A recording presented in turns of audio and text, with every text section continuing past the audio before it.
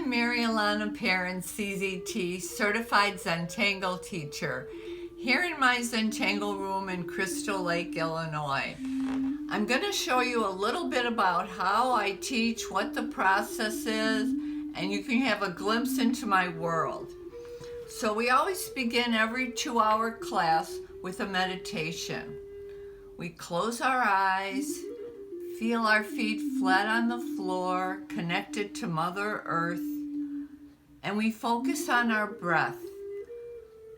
Gentle rhythms in and out through the diaphragm, and we do some deep breathing to a count of 4, hold it, and release it to a count of 4. We do this repeatedly until we're into a relaxed mode.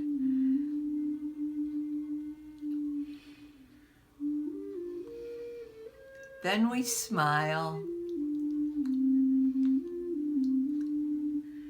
and let all the thoughts leave our mind for a while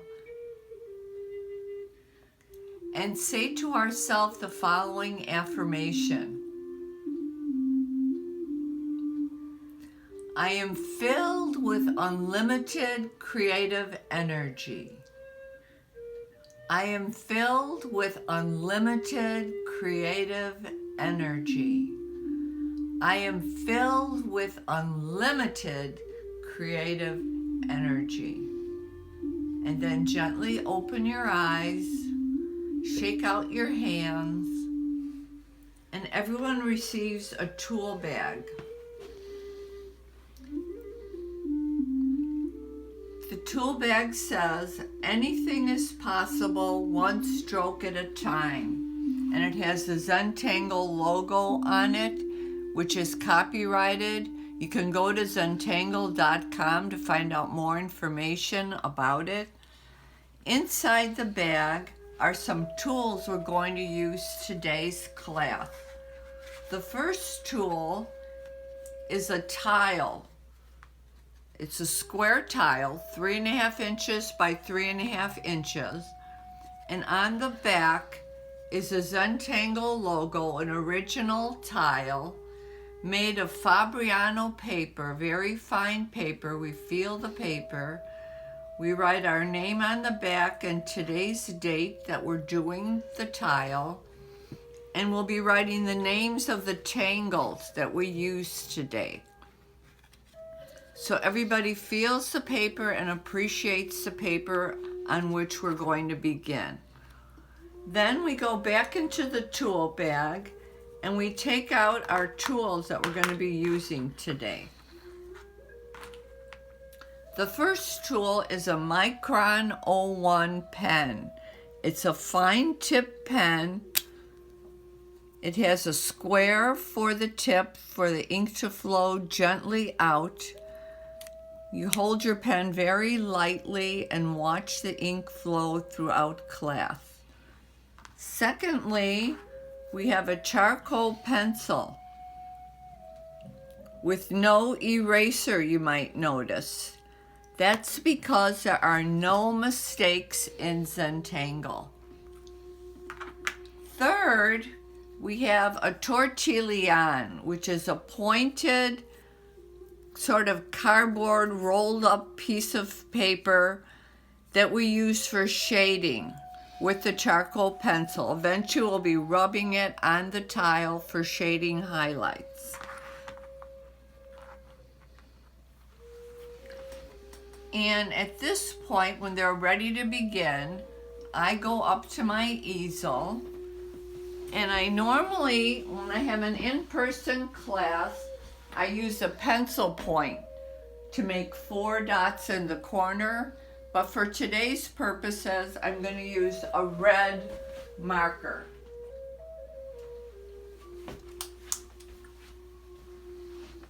So we begin our class. The students will be doing this at the same time I'm doing it on their tile. We put 4 dots in the corner. 1 a little ways in from the edge, 2, 3, and 4. They don't have to be perfectly square as long as they're in from the four corners. Then we create a border. Starting with the first dot, you're going to draw a line across to the second one. Doesn't have to be a straight line. It could be a little curvy. And this will create our border. Then we go down to the bottom and across the side and then down to the bottom again. And that's our border for today. Then we create a string. You might wonder what a string is. A string is a shape to divide up this unmarked page. It's easier to draw if you have specific sections to draw in. The Zentangle founders found it was easier. So it's as if you took a string and you dropped it down and it created a shape. It could be a swirly shape, it could be straight falling, however the string falls. Today for the beginning class, we're going to do a Z string. We're going to start at this corner with our pencil and go up to the midpoint. And then we're going to come down to the midpoint down here with a straight line, straight as you can. And then we're going to go to the last midpoint from this bottom point, creating a Z shape. It's the Z string. I usually begin with this string in my elementary workshops. Then after the string is formed, we pick up our pen, put the cap on the end of it, and begin with the first tangle. We generally will do 4 tangles for the first class. Sometimes there's fewer, sometimes there's more. For today, we're going to do 4 sections, 1, 2, 3, and 4. I'm just going to do section 1 with you now to give you an idea of what it looks like. So the first tangle we're going to draw is a little ways in from the corner. We're going to draw something like a ladybug shape. So I'll start here and I'll make a ladybug shape. And then I'll close it off on the bottom and I'll blacken it in.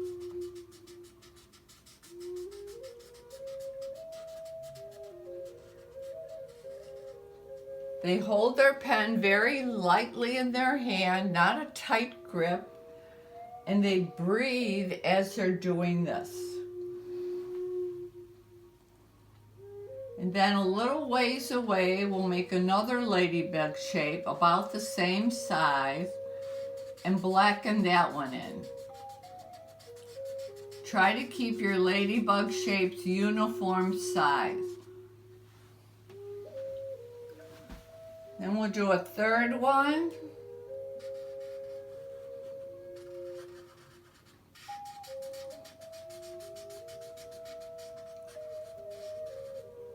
And the fourth one's getting into the corner, so we're just going to go like this for the fourth one, squeezing it in.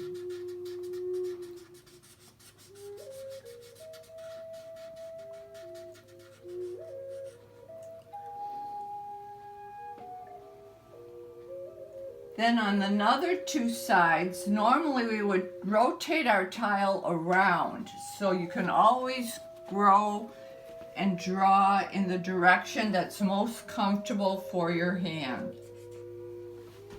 So down here, we would start a little ways in again and draw and blacken it in.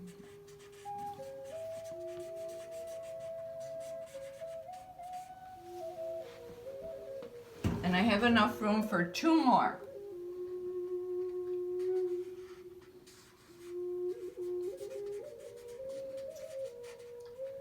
Being careful to hold your pen very lightly.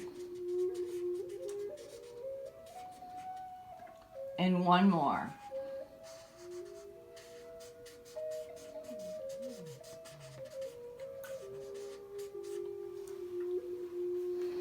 Rotating your tile. And we have the last section. You can probably fit 1, 2, maybe 2 in here because we're getting close to the corner. And we're going to be doing some auras around these. So we'll draw one here.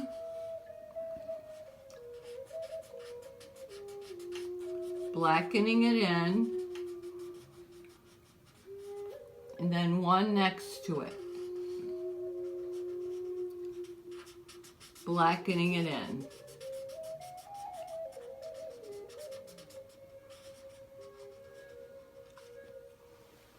Then we'll go back to our original orientation. And we'll make auras around each one of these, which are kind of like a halo. It's one of the main principles in Zentangle is auraing. We always aura the shapes to create emphasis. So I'll start here and I'll make a halo around the crescent moon. And then another one. Taking your time, breathing.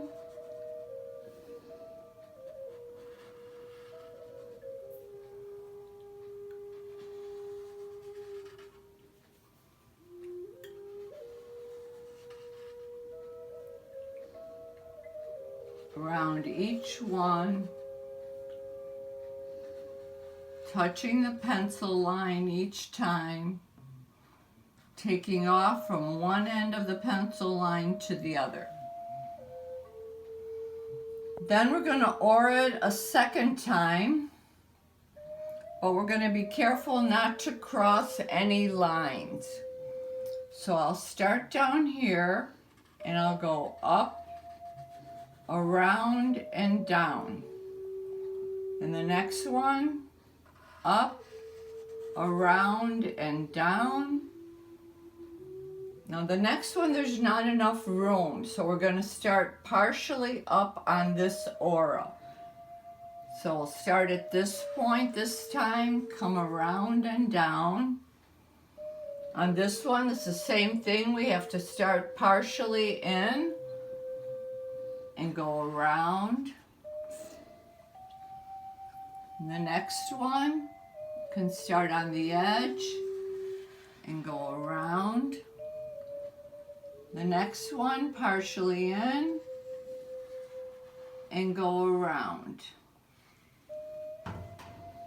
Then on this side, I could keep rotating my tile, but for today's purposes, I'm not going to rotate it every single time. Normally I would in class. So we'll start at this end and we'll go around.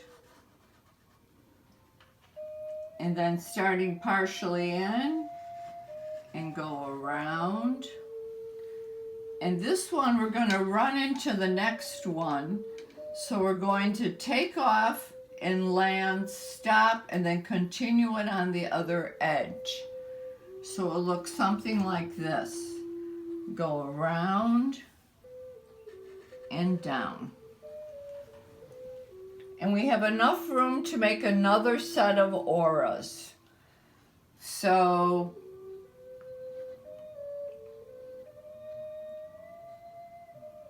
we'll do it one more time. We'll go around, around, around, around, around, taking off and landing on the edge, around, around, and down. Now they all have 3 auras on them. So to finish off this tangle, we're going to make a shape in the middle, orienting the center shape. So we'll begin here, and we'll be an even space away from every line, coming in and finishing on the edge.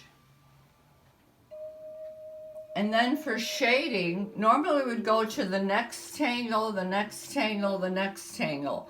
But for today's purposes, this is all I'm going to share with you. They would take their pencil and they would shade in the inside of this, and they would shade all around the border. And then use that tortillon tool and take the charcoal pencil and smooth it all out. What I'll do is I'll show you a completed tile of how this would look at the end. I have lesson plans, 16 of them here on my door. And one of these matches this very first class. It's the workshop one. Here's the crescent moon completed, and they would shade in the center part, shade all along the edges, and then they'd complete 3 other tangles in those other 3 spaces. Sometimes there's just one giant Zentangle formed. It's called a monotangle. This is an example of it. Another example of a monotangle. Sometimes they're triangular, like these 2 are, and we work in 3 sections. And sometimes they're a little more involved, like this one, which has 5 sections. It just depends on the string that's originally drawn to divide it into spaces. And now I'd like to show you what the completed tile looks like for the students. Follow me back to my desk. And here's a completed tile of what we started working on today. Here is the crescent moon shaded and 3 other tangles that we would also learn. We can turn it in all 4 directions. There's no up or down in Zentangle. Every direction has its own beautiful shapes. So I tell my students, just for today, pick one orientation that you like the best, and then put your initials in the lower right-hand corner, and appreciate and have gratitude for what you have just drawn. And then everybody takes their tiles and we make a mosaic of the entire class, up to 8 students. We lay them all down on a background, take a photo, give feedback, and appreciate the diversity of everybody's drawing the same tangles in their own style. And that's all I have for you today. Go to Zentangle.com to find a certified Zentangle teacher near you, and enjoy.